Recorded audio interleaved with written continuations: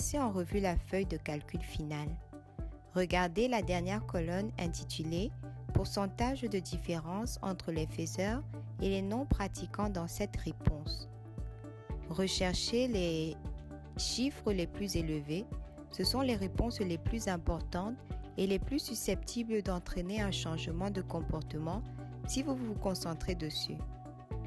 Les valeurs positives et négatives indiquent qu'il y avait plus de faiseurs qui ont dit cela, valeur positive, ou de non-pratiquants, valeur négative. Ces deux valeurs sont précieuses car elles montrent là où un certain nombre de personnes pratiquent déjà le comportement que vous voulez que tout le monde pratique, faiseur. Nous pouvons apprendre d'elles pour permettre à plus de gens de pratiquer ce comportement. Regardez les valeurs les plus importantes et les réponses qui ont donné ces chiffres élevés apparaissant en jaune. Discutez du sens de chaque réponse, de qui l'a donné. Regardez sur le mur si vous avez besoin d'informations sur les personnes ayant donné ces réponses. Cherchez à regrouper de façon générale les personnes ayant dit ces choses par sexe, âge, rôle. Regardez ce que les faiseurs ont dit pour cette ligne et utilisez la réponse des faiseurs pour aider à identifier les interventions capables de résoudre le problème de comportement. Consultez la feuille de plan d'action du déterminant pour des suggestions d'intervention fondées sur des données probantes. Il s'agit d'interventions qui se sont avérées efficaces pour ce déterminant dans des situations spécifiques. Discutez de ces interventions possibles avec votre groupe et décidez des interventions que vous proposerez.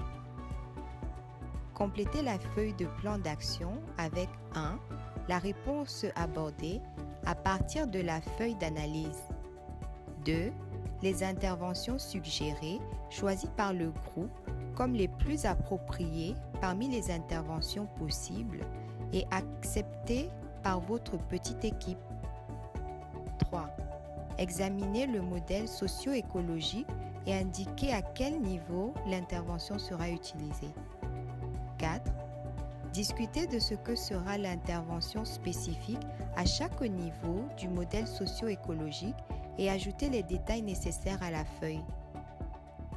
S'il n'y a aucun membre de la communauté cible dans votre groupe de travail, soyez prêt à leur présenter vos suggestions lors d'une réunion plus importante plus tard et prévoyez comment vous pourriez modifier ou adapter l'intervention en fonction de leurs commentaires. Une fois que vous avez préparé la feuille de plan d'action pour votre déterminant, soyez prêt à partager avec l'ensemble du groupe pour obtenir leur feedback et à mettre en synergie les réponses des différents déterminants pour un plan d'action conjoint.